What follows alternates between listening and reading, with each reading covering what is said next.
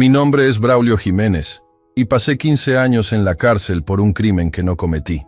Tengo 65 años ahora, pero no son los años los que me pesan, sino la traición.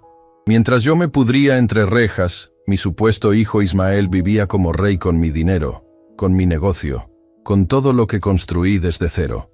Hoy, sentado en esta pequeña habitación que alquilo en las afueras de la ciudad, repaso los recortes de periódicos amarillentos que cuentan mi historia. Empresario local sentenciado por desviar fondos destinados a escuelas rurales. Mi cara más joven me devuelve la mirada desde el papel. Nunca imaginé que mi propia sangre me traicionaría así. Hasta descubrir que no era mi sangre, después de todo. Pero antes de continuar con la historia, por favor haz clic en el botón de me gusta, suscríbete al canal y comenta desde dónde estás viendo. Tu ayuda es muy importante. La mañana que cambió mi vida comenzó como cualquier otra. Me levanté temprano, como siempre. A las 5 de la madrugada ya estaba despierto, preparando café en la cocina de mi casa sencilla en las afueras de Oaxaca.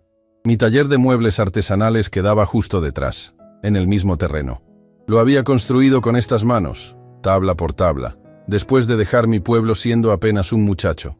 30 años de trabajo duro que me permitieron pasar de ser un aprendiz sin nada a tener mi propio negocio, dar empleo a 15 personas y ganarme el respeto de la comunidad. «Papá, tienes una llamada», dijo Ismael, entrando a la cocina todavía en pijama a pesar de que ya pasaban de las 7. «¿Quién es a esta hora?», pregunté, secándome las manos en el delantal. Estaba terminando de revisar unos diseños para un pedido grande. «Es Pascual. Dice que es urgente. Algo sobre los contratos de las escuelas. El contrato con el gobierno para amueblar 25 escuelas rurales era el proyecto más importante que habíamos conseguido jamás. Podría garantizar trabajo por 2 años y abrirnos las puertas a más proyectos similares». Tomé el teléfono con cierta preocupación. «¿Qué pasa, Pascual?», pregunté, reconociendo la voz agitada de mi nuevo socio, un hombre que había conocido a través de Ismael. Nunca me cayó del todo bien, pero tenía contactos importantes. «Braulio, están auditando el proyecto. Vienen para acá ahora mismo. Necesito que destruyas las facturas originales de los materiales y uses las nuevas que te di ayer». «¿Qué? ¿De qué hablas?». «No voy a destruir nada. Todos nuestros papeles están en orden». «Escúchame bien, pendejo». Su voz cambió completamente. «Si no haces lo que te digo, estamos jodidos. Ya metí las manos en ese dinero y tu firma está por todas partes. ¿Me entiendes? No sé de qué diablos hablas, pero yo no he tocado ni un peso que no corresponda», respondí, sintiendo que algo muy malo estaba pasando. «Como quieras. Tú te lo buscaste», colgó. Me quedé mirando el teléfono unos segundos, confundido y alarmado. Cuando levanté la vista, Ismael me observaba desde la puerta de la cocina. Había algo extraño en su mirada. «¿Qué quería?», preguntó con una calma que ahora, recordándolo, me parece escalofriante. «No estoy seguro. Algo no anda bien con Pascual. Dice que están auditando el proyecto y quiere que destruya facturas. ¿Tú sabes algo de esto?». Ismael se encogió de hombros y negó con la cabeza. «Sabes que yo solo me encargo de la parte de diseño, papá. Los números son cosa tuya y de Pascual». 2 horas después, mientras supervisaba el trabajo en el taller, 3 patrullas de la policía se detuvieron frente a mi casa. 6 oficiales entraron con una orden de cateo, seguidos por 2 hombres de traje que se identificaron como auditores gubernamentales. Mi esposa Carmela salió de la casa, asustada. Los trabajadores dejaron sus herramientas y observaron la escena en silencio. «Señor Braulio Jiménez, estamos investigando irregularidades en el contrato de mobiliario escolar», dijo uno de los auditores. «Tenemos evidencia de que se han falsificado documentos y desviado fondos». «Debe haber un error», respondí con la certeza de mi inocencia. «Todos nuestros papeles están en orden. Pueden revisar lo que quieran». Pasaron 3 horas registrando mi oficina, mi taller, incluso nuestra casa. Encontraron una caja fuerte que yo no sabía que existía, oculta detrás de un falso panel en mi oficina. Dentro había documentos falsificados y una libreta con anotaciones de pagos irregulares. Todo con mi firma perfectamente falsificada. También descubrieron una cuenta bancaria a mi nombre con depósitos por casi 2 millones de pesos. «Esto es un error. Yo no puse esa caja ahí», exclamé desesperado. «Nunca he visto esos documentos. Alguien me está tendiendo una trampa». Los policías me esposaron frente a mis empleados y mi familia. Mientras me llevaban, vi a Ismael abrazando a Carmela, consolándola. Nuestras miradas se cruzaron por un segundo. No vi preocupación ni confusión en sus ojos, solo determinación. En la comisaría, me interrogaron durante horas. Les conté todo sobre Pascual y la extraña llamada de esa mañana. Les rogué que lo investigaran, que revisaran las facturas originales guardadas en el archivador de mi oficina. Pero cuando fueron a buscarlas, habían desaparecido. Solo quedaban las facturas falsificadas que mostraban compras de materiales de primera calidad, cuando en realidad los muebles se habían fabricado con materiales mucho más baratos. Pasé 3 días detenido antes de que me permitieran ver a un abogado de oficio. Me informó que la situación era grave: falsificación de documentos, apropiación indebida de fondos públicos, fraude al gobierno. Podrían caerme hasta 30 años de prisión. Pero hay algo peor, me dijo el abogado con expresión sombría.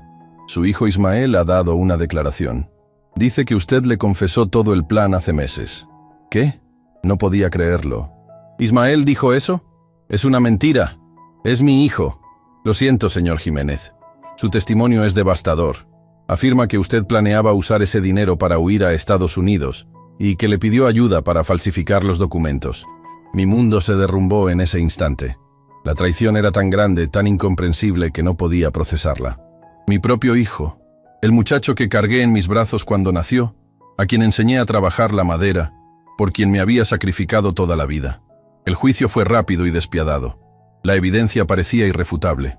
Los documentos falsificados, el dinero en una cuenta a mi nombre, y lo peor, el testimonio de Ismael. Se presentó en la corte vestido con un traje caro que yo nunca hubiera podido comprarle, y declaró mirándome a los ojos que yo era culpable. Dijo que había comenzado a sospechar cuando vio cambios en mi comportamiento, que me había escuchado hablar por teléfono sobre desviar fondos, y que finalmente le confesé todo el plan una noche después de beber demasiado.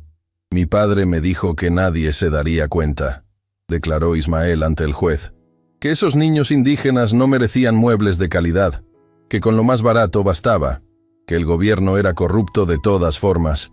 Me rompió el corazón escucharlo hablar así. Cada palabra era un puñal. Quise gritar, levantarme y sacudirlo hasta que dijera la verdad, pero los guardias me sujetaban. En la sala, Carmela lloraba en silencio. No me miraba. ¿También ella creía esas mentiras?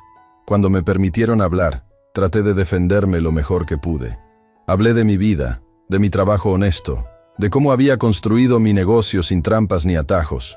Mencioné a Pascual y sus extrañas peticiones. Supliqué que investigaran más a fondo, pero mi voz sonaba débil incluso a mis propios oídos. ¿Quién iba a creerme frente al testimonio de mi propio hijo? El veredicto llegó una semana después, culpable de todos los cargos. El juez, queriendo sentar un precedente en un país cansado de la corrupción, me sentenció a 20 años de prisión. 20 años por un crimen que no cometí.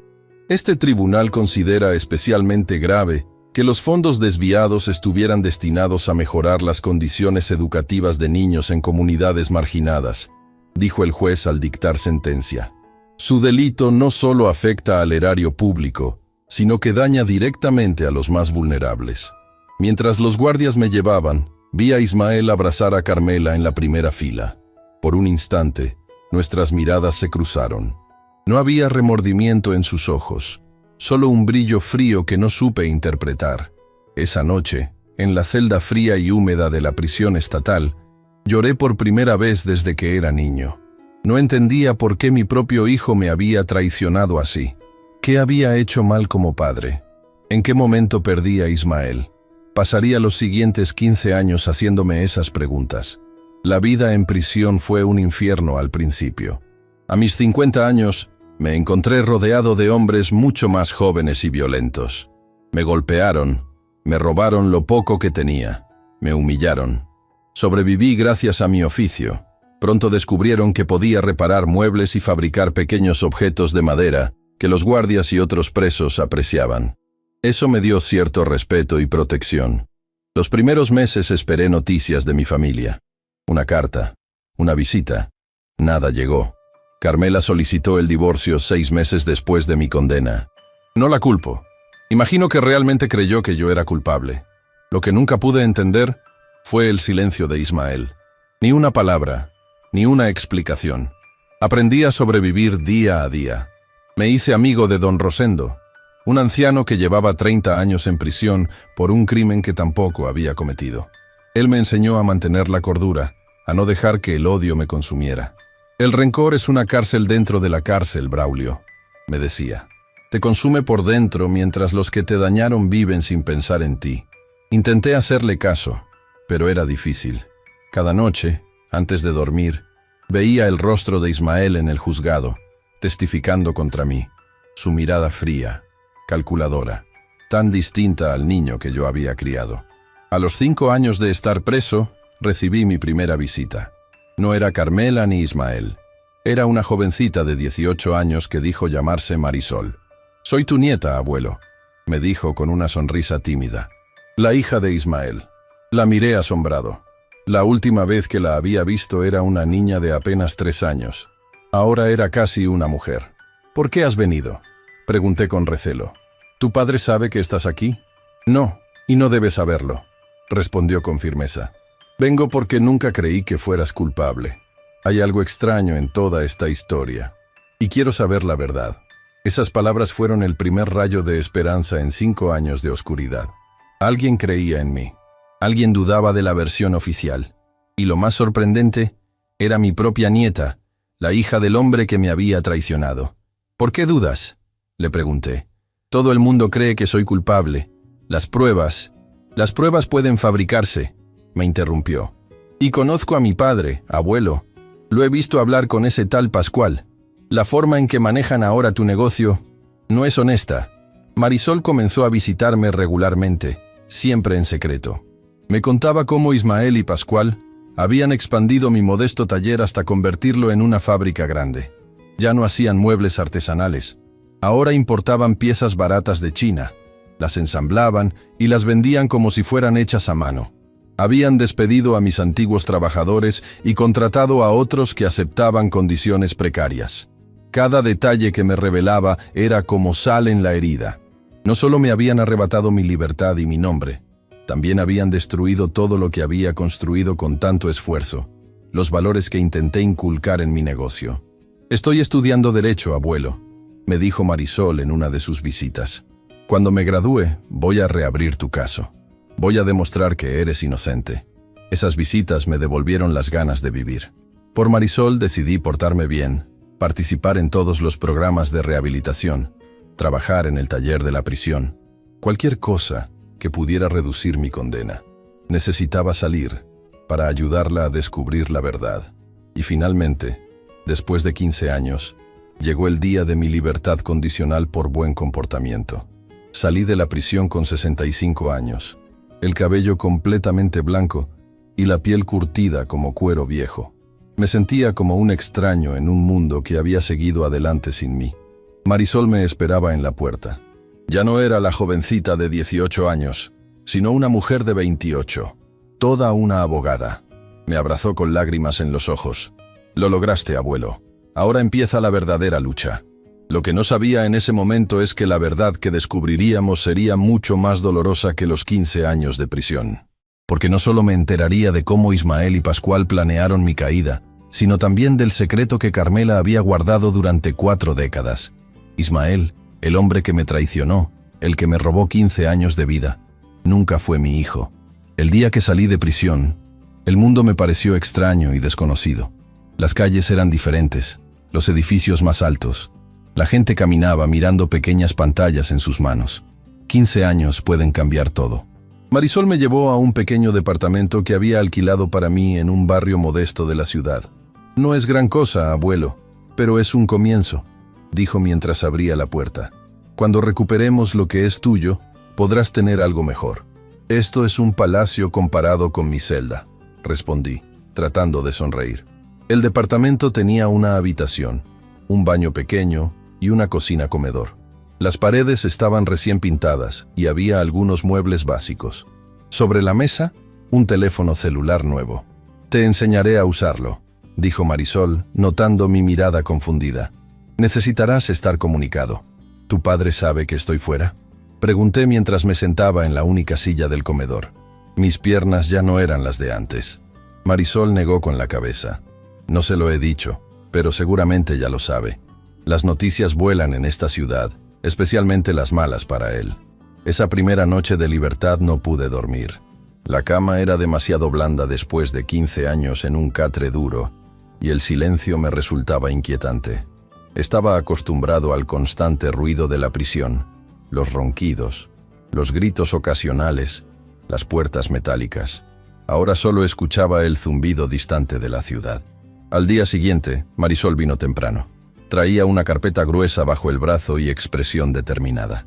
«Abuelo, quiero presentarte a alguien que nos va a ayudar», dijo mientras servía café en 2 tazas desiguales. «Mi profesor de la facultad, Tadeo Quiroz. Es un abogado experimentado y... bueno, dice que te conoce». «¿Tadeo?», el nombre resonó en mi memoria. «¿El hijo de don Anselmo, del taller de carpintería donde aprendí el oficio?» «Él mismo», respondió una voz desde la puerta. Allí estaba Tadeo, un hombre mayor que yo recordaba como un muchacho flaco que siempre andaba con libros mientras yo aprendía a tallar la madera con su padre. Ahora era un hombre de 67 años, con el pelo cano pero aún abundante, y ojos vivos detrás de unas gafas de montura fina. «Braulio», dijo acercándose para darme un abrazo. «Qué injusticia más grande. Siempre supe que eras inocente». Nos sentamos los 3 a la mesa. Marisol sirvió café para Tadeo mientras él abría la carpeta que había traído. «He estado revisando tu caso desde que Marisol me habló de él», explicó. «Hay muchas inconsistencias, pruebas circunstanciales aceptadas sin cuestionamiento, y el testimonio de tu hijo que, siendo sincero, resulta sospechosamente perfecto. No fue un juicio justo», intervino Marisol. «El ambiente estaba muy caldeado.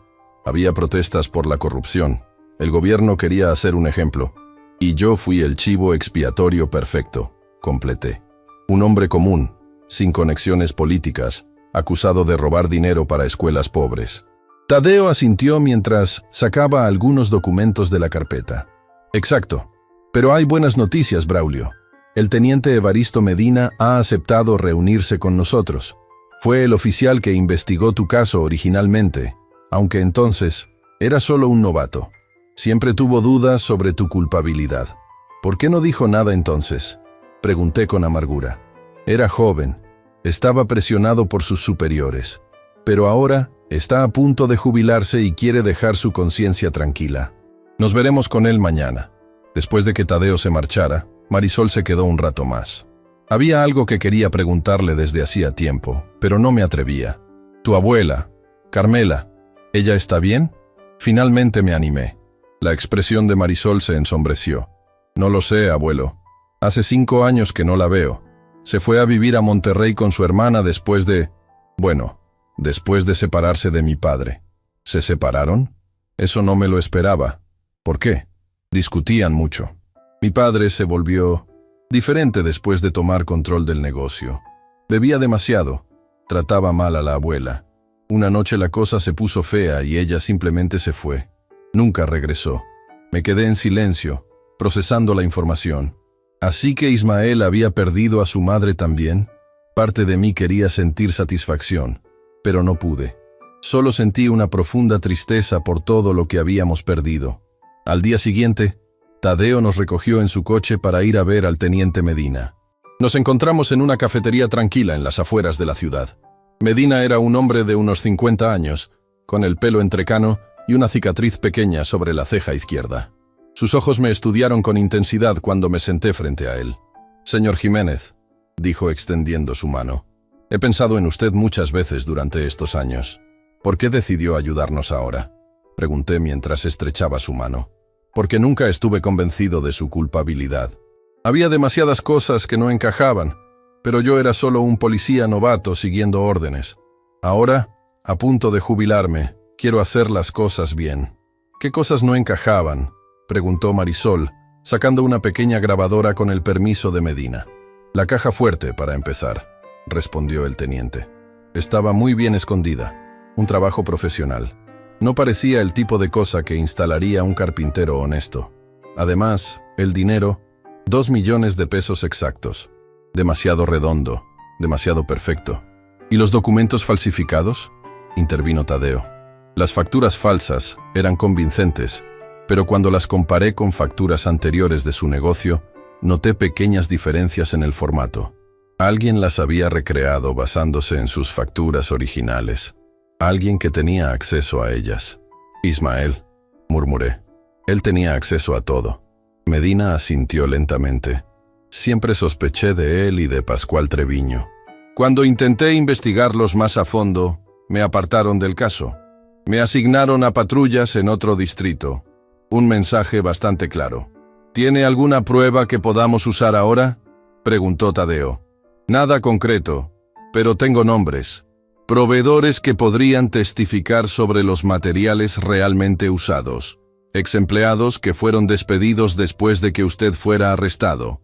Una secretaria del Departamento de Educación que manejaba los pagos y que también fue despedida misteriosamente. Medina nos dio una lista con nombres y las últimas direcciones que conocía. Era un comienzo. «Hay algo más», dijo el teniente mientras pagaba la cuenta. Uno de los auditores que participó en su caso, Germán Soto, murió en un accidente de coche 2 meses después. Siempre me pareció sospechoso. Nos despedimos de Medina con la promesa de mantenernos en contacto. De regreso a mi departamento, sentía una mezcla de esperanza y temor. Por primera vez en 15 años, existía la posibilidad de limpiar mi nombre. Pero también sabía que estábamos enfrentándonos a personas poderosas. Durante las siguientes semanas, Marisol y Tadeo trabajaron incansablemente, contactando a las personas de la lista de Medina. Yo quería ayudar, pero mi rostro era demasiado conocido. Si Ismael y Pascual se enteraban de nuestra investigación, podrían obstaculizarla. Un día, Marisol llegó especialmente emocionada. «Abuelo, encontramos a doña Lupita», exclamó apenas entró al departamento. «¿Lupita? ¿Mi secretaria?» «Sí, ahora vive en Puebla. Dice que tiene documentos, copias de las facturas originales que guardó antes de que desaparecieran. Siempre sospechó que algo extraño estaba pasando y quiso protegerse». Esa misma tarde, Tadeo condujo a Puebla para reunirse con Lupita. Regresó al día siguiente con un sobre amarillo. «Son copias, pero están certificadas por notario», explicó mientras extendía los documentos sobre la mesa. Lupita era más astuta de lo que pensaban. Cuando notó comportamientos extraños en Ismael y Pascual, empezó a hacer copias de todo y las certificó. Luego las escondió en casa de su hermana. Las facturas originales demostraban claramente que los materiales comprados correspondían con lo facturado al gobierno. No había fraude por mi parte. «Esto es bueno», dijo Tadeo, «pero no suficiente. Necesitamos demostrar quién falsificó los documentos y plantó la evidencia». Marisol asintió pensativa. «Necesitamos más. Alguien que haya visto a Ismael o Pascual manipulando los documentos o instalando la caja fuerte». La oportunidad llegó de manera inesperada. Una tarde, mientras veía la televisión en mi pequeño departamento, sonó el timbre. Al abrir, me encontré cara a cara con mi pasado. «Braulio», dijo Carmela con la voz quebrada. «Necesito hablar contigo». Habían pasado más de 15 años desde la última vez que la vi. El tiempo había dejado su marca, el cabello completamente blanco, arrugas profundas alrededor de los ojos y la boca. Pero seguían siendo los mismos ojos oscuros que me enamoraron cuando éramos jóvenes. «Pasa», dije haciéndome a un lado. Se sentó en el sofá, nerviosa, mirando alrededor como evaluando mi situación. «Me enteré que estabas libre por una vecina de mi hermana», comenzó. «Al principio no lo creía, pero luego vi tu foto en el periódico, un artículo pequeño sobre exconvictos reintegrados». «¿A qué has venido, Carmela?», pregunté, manteniéndome de pie. «A decirte que lo siento», respondió, y las lágrimas comenzaron a brotar. «Debí creer en ti. Debí saber que nunca harías algo así. Pero Ismael, él me convenció. Dijo que tenía pruebas, que te había escuchado, y le creíste a él en lugar de a tu esposo de 30 años», asintió avergonzada. «No solo eso. Dejé que se quedara con todo, la casa, el negocio, todo lo que construimos juntos». Se limpió las lágrimas con un pañuelo arrugado que sacó de su bolso. «Pero no es solo para disculparme que he venido. Hay algo que debes saber, Braulio. Algo que debí decirte hace muchos años». Su voz temblaba. Fuera lo que fuera, le costaba decirlo. Ismael hizo una pausa, reuniendo valor. Ismael no es tu hijo biológico. El mundo se detuvo por un instante. Las palabras flotaban en el aire como algo físico, golpeándome con una fuerza que me dejó sin aliento. ¿Qué estás diciendo?, logré articular. Antes de casarnos, cuando rompimos temporalmente, estuve con otro hombre. Cuando descubrí que estaba embarazada, volví contigo. Siempre creí que era tuyo, pero años después, cuando Ismael tenía 15, me encontré con ese hombre. La semejanza era innegable. ¿Quién? La pregunta salió como un gruñido. ¿Quién es su padre? Augusto Treviño, respondió en un susurro. ¿Treviño? El apellido resonó en mi cabeza. ¿El padre de Pascual? Carmela asintió, incapaz de mirarme a los ojos. Augusto y yo, fue solo una vez. Él ya estaba casado. Yo estaba dolida por nuestra separación. Cuando volví contigo, convencida de que el bebé era tuyo, Augusto nunca supo del embarazo. Años después, cuando Ismael ya era adolescente, Augusto vino al taller buscándote para un trabajo. Vio a Ismael y creo que sospechó algo. Me buscó después, me confrontó. No pude negarlo. ¿Le dijiste a Ismael?, pregunté, tratando de asimilar lo que estaba escuchando. No directamente, pero creo que lo descubrió. Una noche escuché a Augusto discutiendo con su hijo Pascual. Mencionaban a Ismael, decían que era sangre Treviño. Poco después, Ismael empezó a juntarse con Pascual. Se hicieron muy cercanos. La verdad se revelaba ante mí como piezas de un rompecabezas. Ismael y Pascual no eran solo socios, eran medio hermanos. Habían conspirado juntos para quitarme del medio y quedarse con mi negocio. ¿Por qué me lo cuentas ahora?, pregunté.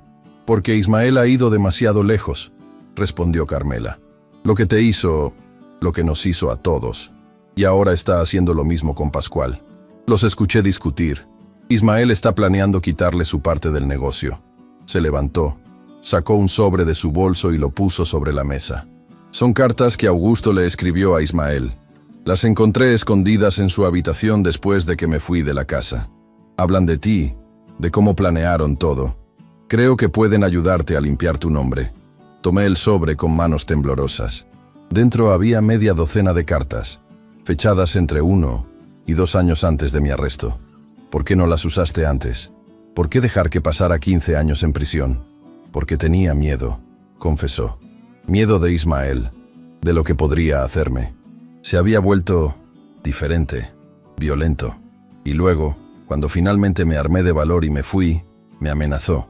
Dijo que si alguna vez hablaba, me haría lo mismo que a ti. Se levantó para irse, pero antes de llegar a la puerta se volvió una última vez. No espero tu perdón, Braulio. Solo quería que supieras la verdad y ayudarte si puedo. Me equivoqué terriblemente contigo y he pagado por ello cada día. Después de que Carmela se marchara, me quedé sentado en silencio durante horas, las cartas extendidas frente a mí. En ellas, Augusto Treviño hablaba abiertamente de Ismael como su hijo. Mencionaba el plan para quitarme del medio y discutía cómo transformarían mi modesto taller en un negocio mucho más lucrativo una vez que yo desapareciera. La última carta, fechada apenas un mes antes de mi arresto, decía: «Está todo listo. La caja fuerte ya está instalada. Los documentos falsificados son perfectos. Nadie sospechará. Pronto tendrás lo que te corresponde por derecho, hijo mío». Cuando Marisol llegó más tarde esa noche, le mostré las cartas. Las leyó con expresión de horror creciente. «Abuelo, esto es...» No encontraba las palabras. «Esto prueba la conspiración. Y si Ismael no es tu hijo biológico, significa que he pasado 15 años en prisión por proteger a un extraño», completé. «Alguien que nunca fue mi sangre». Tadeo vino al día siguiente. Revisó las cartas meticulosamente, verificando su autenticidad. «Con esto, las facturas de Lupita y los testimonios que hemos reunido, tenemos un caso sólido», dijo finalmente. «Podemos solicitar la reapertura del caso y una investigación completa de Ismael y Pascual». «¿Cuánto tiempo tomará?», pregunté. «El sistema es lento, Braulio. Podrían ser meses, incluso un año». «No tengo un año», repliqué con determinación. «Ya he perdido demasiado tiempo. Necesitamos acelerar esto». Marisol, que había estado pensativa, habló entonces. «Creo que sé cómo hacerlo, pero necesitaremos la ayuda del teniente Medina». El plan de Marisol era arriesgado pero ingenioso. Nos reunimos con el teniente Medina en mi pequeño departamento para discutirlo. La idea era simple en teoría. Necesitábamos que Ismael o Pascual confesaran su crimen, preferiblemente grabados. Es la forma más rápida de reabrir el caso, explicó Marisol. Con una confesión, los jueces no pueden ignorarnos. ¿Y cómo planeas conseguir esa confesión?, preguntó Tadeo, escéptico. Dudo que alguno de ellos te invite a tomar café para admitir que enviaron a un hombre inocente a prisión. Marisol sonrió, con ese brillo determinado en los ojos que me recordaba tanto a mí mismo cuando era joven. No vendrán a mí, yo iré a ellos, respondió, como la hija preocupada que quiere reconectar con su padre. Es muy peligroso, intervine. Si Ismael sospecha algo, no sospechará, aseguró Marisol. Llevo años manteniendo una relación distante pero cordial con él precisamente para este momento. Cree que no sé nada sobre lo que te hizo, que simplemente te visité en prisión por curiosidad o rebeldía juvenil. El teniente Medina, que había estado escuchando en silencio, finalmente habló. La idea tiene mérito, pero necesitamos un plan más concreto. No puedes simplemente preguntarle si inculpó a tu abuelo. Por supuesto que no, concordó Marisol. La estrategia es acercarme primero a Pascual. Él es el eslabón más débil.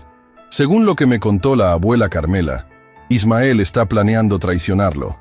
Si le hago creer que quiero ayudarlo a protegerse de mi padre, podría soltar información valiosa. Discutimos los detalles durante horas. Tadeo insistía en los riesgos legales, Medina en los peligros físicos, yo en no exponer a mi nieta. Pero Marisol tenía respuestas para todo. Había pensado en cada ángulo, cada posible complicación. Usaré esto, dijo mostrando un pequeño dispositivo que parecía un botón. Es una microcámara con grabadora. La pondré en mi blusa o chaqueta. Registrará todo. ¿Dónde conseguiste eso?, preguntó Medina sorprendido. Internet, respondió simplemente. Se puede comprar cualquier cosa hoy en día, teniente. Finalmente, a regañadientes, accedimos. El plan comenzaría al día siguiente. Marisol contactaría a Pascual para almorzar, fingiendo querer discutir asuntos del negocio familiar. Mientras tanto, Tadeo prepararía todos los documentos legales necesarios para cuando tuviéramos la confesión. Esa noche, apenas pude dormir. Me atormentaba la idea de Marisol enfrentándose a esos hombres que habían sido capaces de destruir mi vida sin remordimiento. ¿Qué pasaría si descubrían sus intenciones? ¿Hasta dónde llegarían para protegerse? La culpa me carcomía. Quizás debería ser yo quien tomara los riesgos, no mi nieta. Por la mañana, cuando Marisol vino a recoger la microcámara que Medina le había conseguido, más confiable que la comprada por internet, intenté disuadirla una última vez. Déjame hacerlo a mí, le pedí. Ya he perdido 15 años. No tengo tanto que perder como tú. Precisamente por eso debe ser yo, abuelo, respondió con firmeza. Nadie sospecharía de mí. A ti te reconocerían de inmediato y estarían a la defensiva. Además, soy abogada. Sé cómo hacer las preguntas correctas sin levantar sospechas. No pude rebatir su lógica. Con el corazón encogido, la vi partir hacia su encuentro con Pascual en un restaurante del centro. El teniente Medina esperaría en un café cercano, listo para intervenir si surgían problemas. Las 3 horas siguientes fueron las más largas desde mi primer día en prisión. Tadeo se quedó conmigo, tratando de distraerme con historias de casos anteriores, pero apenas podía prestarle atención. Finalmente, cuando sonó mi teléfono celular, casi lo dejo caer por la ansiedad. «Todo bien, abuelo». La voz de Marisol sonaba tranquila. «Vamos para allá». Media hora después, Marisol y Medina entraban a mi departamento. Mi nieta parecía cansada pero satisfecha. «Lo tenemos», dijo, extrayendo una pequeña tarjeta de memoria de la cámara oculta. No una confesión completa, pero suficientes indirectas para reabrir el caso. Y algo más. Pascual está asustado. Cree que Ismael planea incriminarlo en un nuevo fraude. Conectamos la tarjeta al ordenador portátil de Tadeo y vimos la grabación. Marisol había manejado la conversación magistralmente, comenzando con preguntas inocentes sobre el negocio, expresando admiración por cómo lo habían expandido, hasta llegar gradualmente al tema de su preocupación por los métodos de su padre. «Me preocupa que esté repitiendo viejos patrones», le dijo a Pascual en la grabación. «Ya sabes, como lo que pasó con mi abuelo». La reacción de Pascual fue reveladora. Se tensó visiblemente y miró alrededor para asegurarse de que nadie estaba escuchando. Eso fue una situación diferente, respondió evasivamente. Tu abuelo cometió errores. ¿De verdad?, insistió Marisol.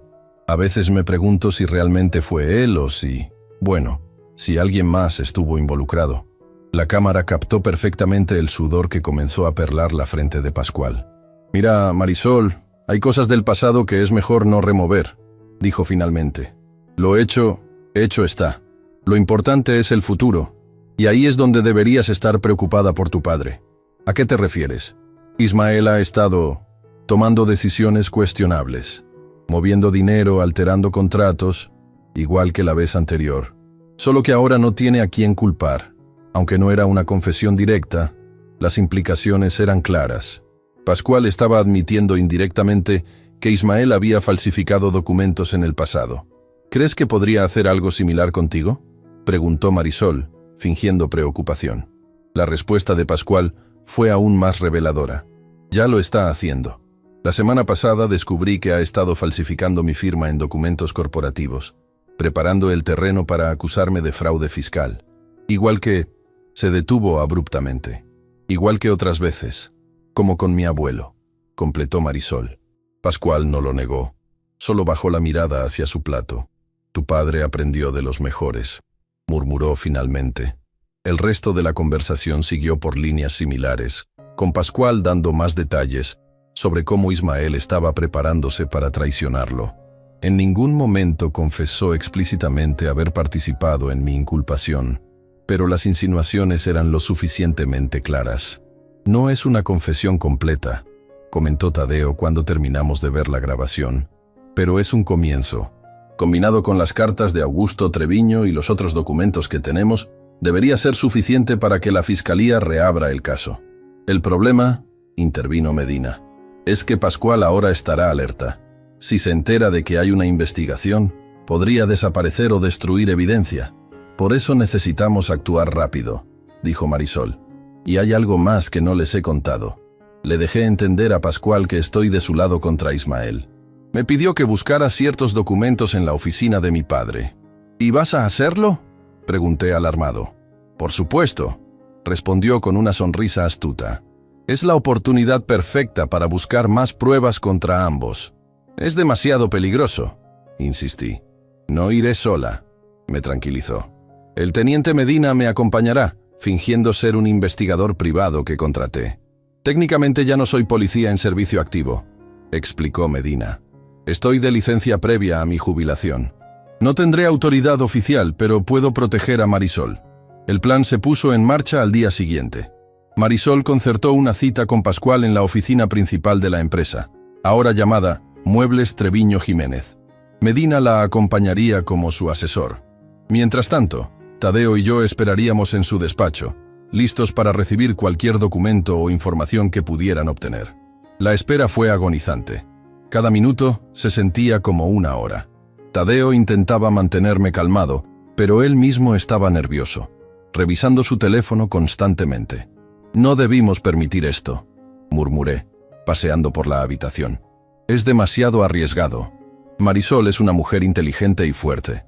Braulio, respondió Tadeo. Y Medina sabe lo que hace. Confía en ellos. Finalmente, después de 3 horas interminables, recibimos un mensaje de Marisol. Todo bien. Vamos para allá. Tenemos lo que necesitábamos. Cuando llegaron, Marisol traía una expresión de triunfo que no le había visto antes. Medina parecía más serio, pero satisfecho.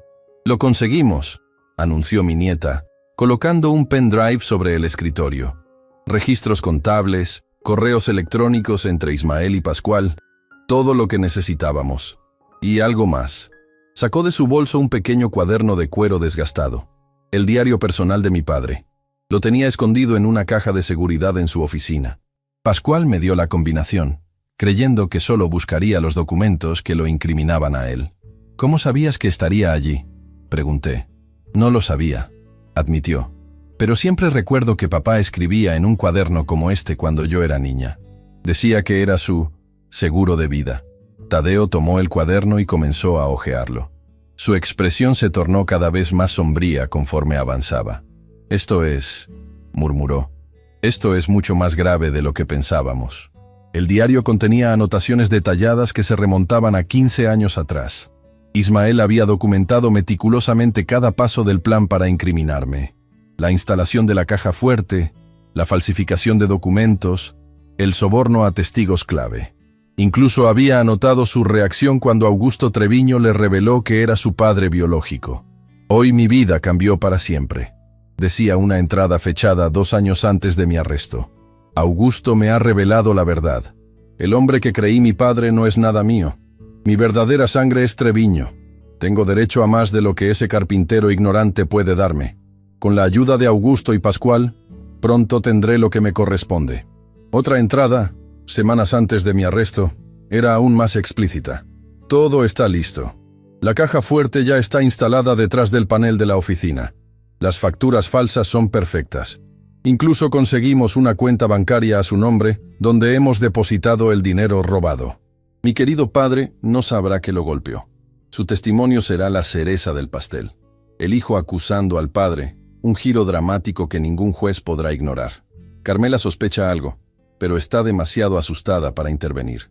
Las anotaciones continuaban durante los años de mi encarcelamiento, documentando cómo Ismael y Pascual habían expandido el negocio, abandonando la producción artesanal por importaciones baratas, despidiendo a los antiguos trabajadores, cambiando incluso el nombre de la empresa para reflejar la verdadera herencia de Ismael. También había entradas sobre Marisol, mi nieta, expresando preocupación por sus visitas a la prisión. Marisol fue a ver al viejo de nuevo. Dice que es por curiosidad, pero no me fío. Siempre fue demasiado cercana a él. Tendré que vigilarla más de cerca. Tadeo cerró el diario con expresión solemne. Con esto, las cartas de Augusto y los documentos financieros, tenemos más que suficiente. Podemos ir directamente a la fiscalía.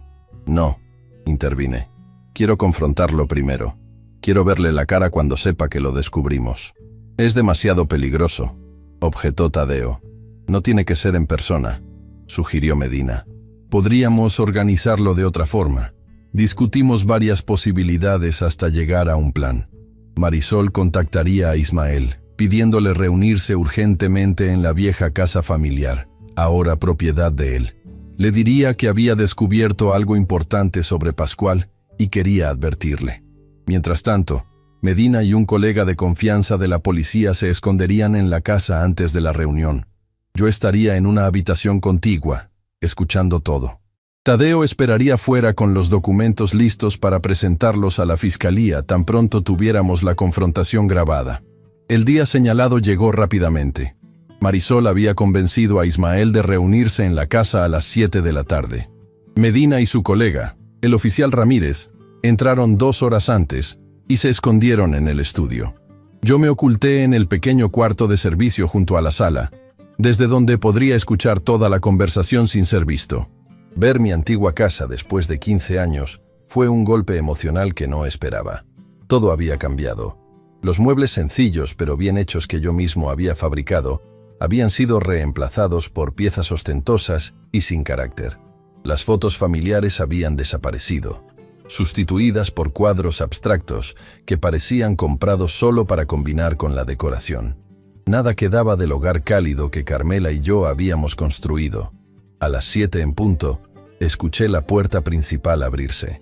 La voz de Ismael, más grave y dura de lo que recordaba, llamó. «¿Marisol? ¿Dónde estás?» «En la sala, papá», respondió mi nieta con una calma admirable.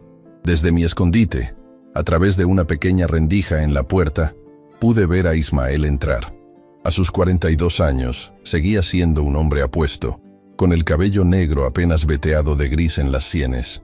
Vestía un traje caro, y su porte era el de alguien acostumbrado a dar órdenes. Si no supiera la verdad, me habría enorgullecido de verlo tan exitoso. Pero ahora solo sentía una mezcla de dolor y rabia. «¿Qué es tan urgente?», preguntó sentándose frente a Marisol. «Tengo una cena importante en 1 hora. Se trata de Pascual», comenzó Marisol. «Y de mi abuelo». La expresión de Ismael cambió sutilmente. Una tensión apenas perceptible en la mandíbula. «¿Qué pasa con ellos? Tu abuelo está donde merece estar. Y Pascual, Mi abuelo está libre, lo interrumpió Marisol. Salió hace semanas por buena conducta. Ismael se quedó inmóvil por un instante, procesando la información. No lo sabía, dijo finalmente. Aunque no cambia nada. Cometió un delito y pagó por ello, aunque no completamente. No cometió ningún delito, respondió Marisol con voz firme. Y tú lo sabes perfectamente. La risa de Ismael sonó forzada. ¿De qué hablas? Hubo un juicio, pruebas, testigos. Yo mismo lo vi.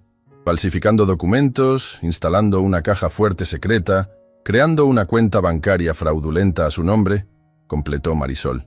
Lo sé todo, papá. Lo hemos descubierto todo.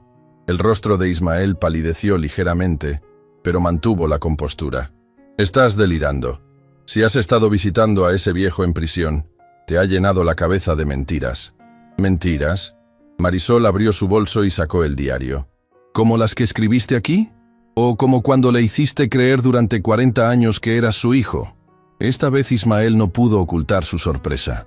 Se levantó de un salto y trató de arrebatarle el cuaderno. ¿De dónde sacaste eso? Dámelo. Ahora entiendo por qué lo llamas tu seguro de vida, continuó Marisol, alejándose de su alcance.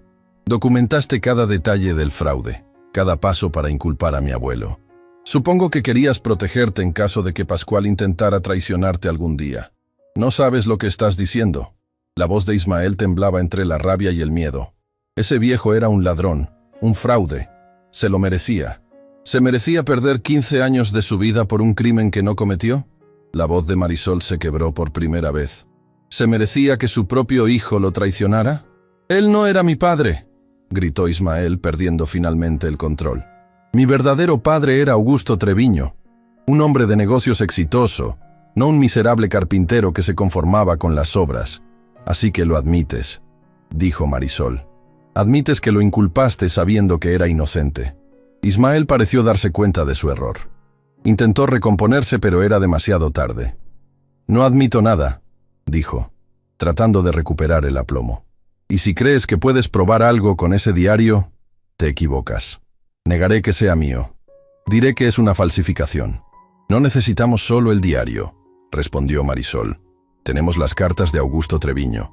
Tenemos los correos electrónicos entre tú y Pascual. Tenemos los testimonios de ex empleados que vieron instalar la caja fuerte. Y ahora», hizo una señal, y las puertas del estudio se abrieron. El teniente Medina y el oficial Ramírez entraron. «Ahora tenemos tu confesión grabada», completó.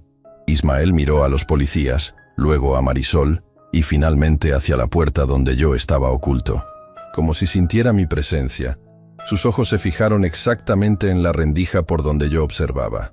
«Es hora de que enfrentes la verdad», dijo Marisol.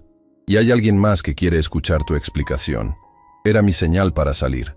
Con el corazón martilleando en mi pecho, abrí la puerta y me presenté ante el hombre que había destruido mi vida. El hombre que durante 40 años creí que era mi hijo. El tiempo pareció detenerse cuando salí de mi escondite. Los ojos de Ismael se abrieron de par en par, como si estuviera viendo un fantasma. En cierto modo, eso era yo para él. El fantasma de su pasado, la encarnación viviente de su traición. «Braulio», murmuró retrocediendo instintivamente. «Hola, Ismael», respondí avanzando hacia él con pasos lentos pero firmes. «Ha pasado mucho tiempo». Mi voz sonaba extrañamente calmada, incluso para mí mismo. Durante 15 años había imaginado este momento, soñado con gritar, con exigir respuestas, quizás incluso con algún tipo de venganza física. Pero ahora, frente a él, solo sentía una inmensa tristeza y un extraño desapego, como si estuviera observando una escena protagonizada por extraños. «No deberías estar aquí», dijo Ismael, recuperando parte de su compostura. «Esta es mi casa. Esta era mi casa», corregí. «La construí con mis manos, igual que el negocio que me robaste. Todo lo que tienes, todo lo que eres, fue construido sobre mi sacrificio y mi trabajo». «¿Tu sacrificio?». La voz de Ismael adquirió un tono burlón. «Tu miserable taller de carpintería. Yo convertí ese negocio insignificante en una empresa real. Tú nunca tuviste visión, nunca quisiste crecer, siempre conformándote con poco». «Me conformaba con lo honesto», respondí, «con lo que podía construir sin pisar a nadie, sin engañar a nadie, y sobre todo, sin traicionar a mi familia. Ismael soltó una risa amarga. ¿Familia? ¿Qué familia? Yo nunca fui tu hijo. Tú nunca fuiste mi padre. Todo fue una mentira. Sus palabras deberían haberme dolido, pero extrañamente me liberaron. La verdad, por dolorosa que fuera, era mejor que la mentira que había vivido. Tienes razón. No eres mi hijo. Concedí. Mi hijo nunca habría hecho lo que tú hiciste. Mi hijo habría tenido honor, dignidad, compasión, todas las cosas que intenté enseñarte y que claramente nunca aprendiste. Vi un destello de algo en sus ojos. Dolor, vergüenza. Desapareció tan rápido que no pude estar seguro. No necesito lecciones de moral de un viejo que acaba de salir de prisión, espetó. Una prisión donde me enviaste tú, le recordé. Donde pasé 15 años por un crimen que no cometí, mientras tú vivías en mi casa, gastabas mi dinero y destruías todo lo que construí. Ismael miró a su alrededor, buscando una salida. Sus ojos se posaron en el teniente Medina y el oficial Ramírez, que permanecían impasibles junto a la puerta del estudio. Luego miró a Marisol, que sostenía firmemente el diario incriminatorio. ¿Qué quieren de mí?, preguntó finalmente. ¿Dinero? ¿Venganza? ¿Qué? Queremos justicia, respondió Marisol antes de que yo pudiera hablar. Queremos que admitas lo que hiciste, que te entregues a las autoridades y que ayudes a limpiar el nombre de mi abuelo. Ismael soltó una carcajada. ¿Estás loca si crees que voy a hacer eso? Sí, bien, lo admito aquí entre nosotros. Yo organicé todo. Falsifiqué documentos, instalé la caja fuerte, abrí la cuenta bancaria a su nombre. Incluso convencí a Pascual de que desviara fondos del proyecto y los depositara allí. Pero nadie podrá probarlo en un tribunal. Ya lo estamos probando, dijo Medina, mostrando discretamente el pequeño dispositivo de grabación en su bolsillo. Todo lo que acaba de decir, sumado a las pruebas documentales que tenemos, será más que suficiente. El color abandonó el rostro de Ismael. Dio un paso hacia la puerta, pero Ramírez se movió para bloquearle el paso.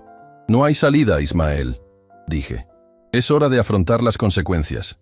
Hubo un momento de tensión en que pensé que intentaría escapar por la fuerza. Vi sus manos cerrarse en puños, sus ojos calcular distancias, pero entonces algo inesperado ocurrió. Sus hombros se hundieron ligeramente y una expresión de derrota cruzó su rostro. Fue idea de Augusto, dijo en voz baja. Él me buscó cuando yo tenía 20 años. Me dijo que era mi verdadero padre, me mostró pruebas, me habló de su plan para darme lo que me correspondía por derecho. Yo estaba confundido, enojado, me sentía traicionado por Carmela, por ti. Augusto me convenció de que merecía más, de que tú me habías robado mi verdadera herencia. ¿Y por eso arruinaste mi vida?, pregunté. ¿Por dinero? No era solo dinero, respondió, y por primera vez percibí algo genuino en su voz. Era pertenencia. Augusto me ofreció ser parte de algo más grande, ser un Treviño de verdad. Tú nunca entendiste mis ambiciones. Siempre quisiste que fuera como tú, un simple carpintero. Quería que fueras un hombre honesto, corregí. Que construyeras algo con tus propias manos, que sintieras el orgullo de crear, no de destruir. Como sea, dijo encogiéndose de hombros. Ya no importa. Hagan lo que tengan que hacer. El teniente Medina se acercó y con sorprendente gentileza colocó las esposas en las muñecas de Ismael. Ismael Jiménez queda detenido por los delitos de falsificación de documentos, fraude, perjurio y conspiración para inculpar a un inocente. Tiene derecho a guardar silencio. Mientras Medina continuaba con la formalidad del arresto, observé el rostro del hombre que había creído mi hijo durante 40 años. No había arrepentimiento real en sus ojos, solo una resignación pragmática. Se había quedado sin opciones y lo aceptaba. Nada más. Cuando se lo llevaban, se detuvo frente a mí. Una cosa más, dijo. Carmela no sabía nada del plan. Ella realmente creyó que eras culpable cuando testifiqué. No la culpes por eso. No respondí. Simplemente lo miré alejarse, escoltado por los 2 policías. La puerta se cerró tras ellos, y me quedé allí, en mi antigua sala, con Marisol a mi lado. ¿Estás bien, abuelo?, preguntó tomando mi mano. No lo sé, respondí honestamente. He esperado tanto este momento que ahora no sé qué sentir. Es normal, dijo Tadeo, que acababa de entrar tras ver partir el coche patrulla. La justicia no siempre trae la paz que esperamos. Los días siguientes fueron un torbellino de declaraciones, documentos y reuniones con fiscales. El caso generó gran interés mediático. Empresario inocente pasó 15 años en prisión, inculpado por su propio hijo. Ismael y Pascual fueron formalmente acusados. Augusto Treviño habría sido incluido en la acusación, pero había fallecido 3 años antes. Una semana después del arresto, recibí una visita inesperada en mi pequeño departamento. Era Carmela, con aspecto nervioso y un sobre grande en las manos. ¿Puedo pasar?, preguntó tímidamente. La invité a entrar. Se sentó en el borde del sofá, como si temiera acomodarse demasiado. «He venido a entregarte esto», dijo, ofreciéndome el sobre. «Son los títulos de propiedad de la casa y los documentos de la empresa. Los recuperé de la caja fuerte de Ismael antes de que los policías la sellaran. Legalmente siguen siendo tuyos. Ismael nunca cambió los registros oficiales, solo falsificó un poder que ahora es inválido». Tomé el sobre con manos temblorosas. «¿Por qué haces esto?», pregunté. «Porque es lo correcto», respondió simplemente. «Y porque necesito hacer algo, cualquier cosa, para compensar el daño que te causamos. Tú no sabías». «Debería haberlo sabido», me interrumpió. «Debería haber confiado en ti, no en él. Llevábamos 30 años juntos, Braulio. Te conocía. En el fondo, creo que siempre supe que eras incapaz de hacer lo que te acusaron». Sus ojos se llenaron de lágrimas. «Lo peor es que ni siquiera fue la primera vez que te traicioné», continuó. «Te traicioné cuando me acosté con Augusto, cuando te oculté la verdad sobre Ismael. Toda nuestra vida juntos se construyó sobre esa mentira». No supe qué responder. Durante años había imaginado este momento, había ensayado palabras de reproche, de perdón, de reconciliación, pero ahora solo sentía un profundo cansancio. «El pasado es el pasado, Carmela», dije finalmente. «Ya no podemos cambiarlo. Solo podemos decidir qué hacer con lo que nos queda de vida». Se limpió las lágrimas con un pañuelo. «¿Podrás perdonarme algún día?». Miré a la mujer con la que había compartido la mayor parte de mi vida. Estaba envejecida, frágil, consumida por la culpa y el arrepentimiento. ¿Qué sentido tenía mantener el rencor? «Ya te he perdonado», respondí con sinceridad. «Pero necesito tiempo para sanar, para reconstruir mi vida». Asintió, comprendiendo. Se levantó para marcharse, pero antes de llegar a la puerta se detuvo. «Marisol es una mujer extraordinaria», dijo. «Tiene tu fortaleza, tu sentido de la justicia.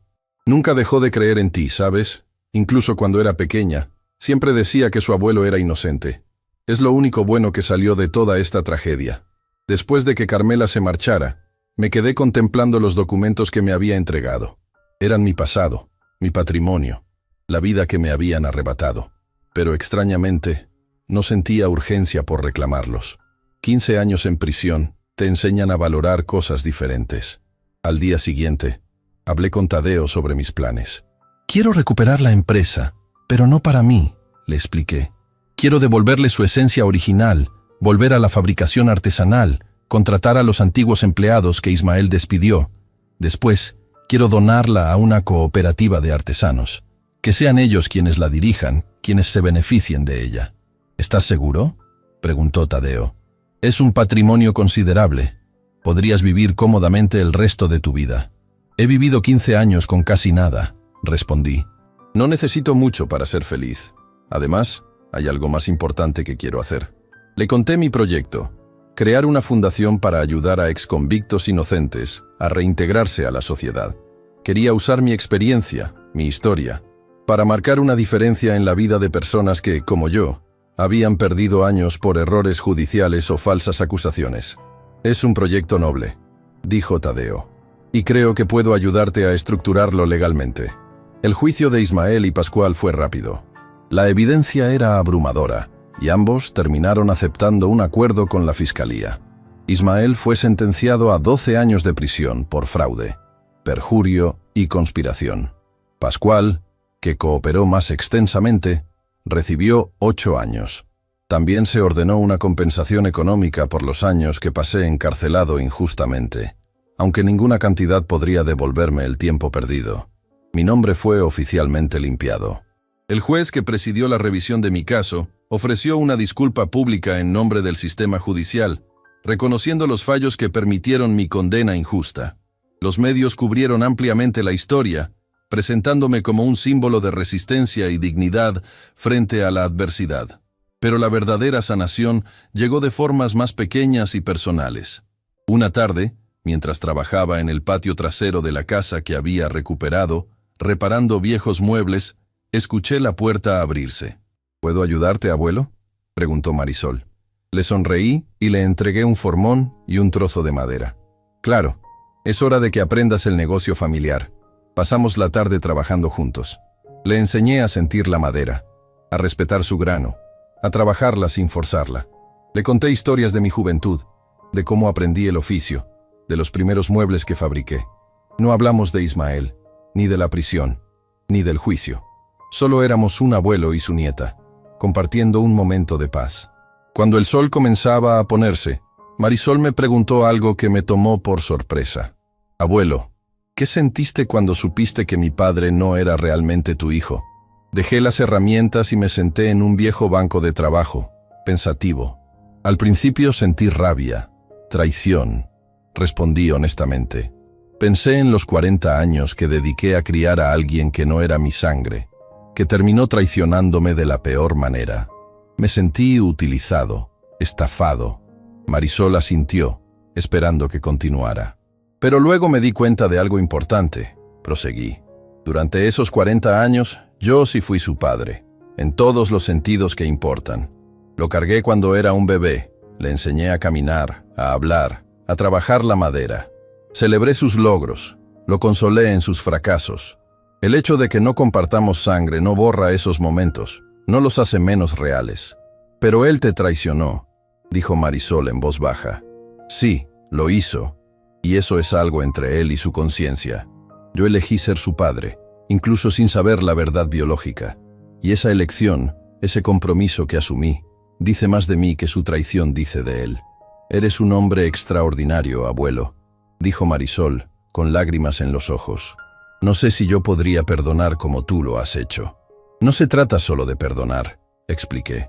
Se trata de entender que el odio y el resentimiento son cargas demasiado pesadas para llevarlas con nosotros.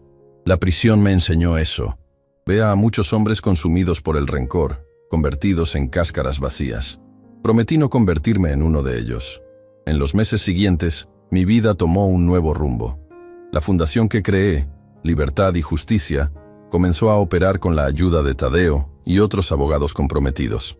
Marisol se unió al proyecto, aportando su experiencia legal y su pasión por la justicia. La antigua fábrica de muebles volvió a sus raíces artesanales, ahora como cooperativa, dando empleo a 15 familias, incluyendo a algunos de mis antiguos trabajadores. No volví a ver a Ismael.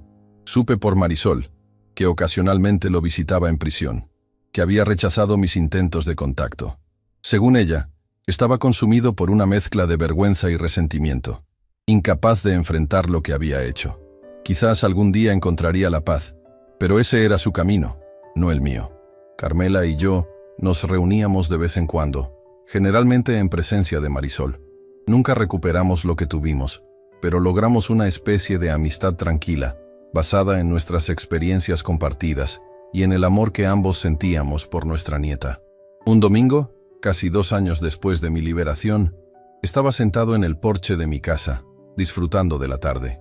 Marisol llegó con su novio, un joven médico que había conocido durante el juicio. Traían noticias.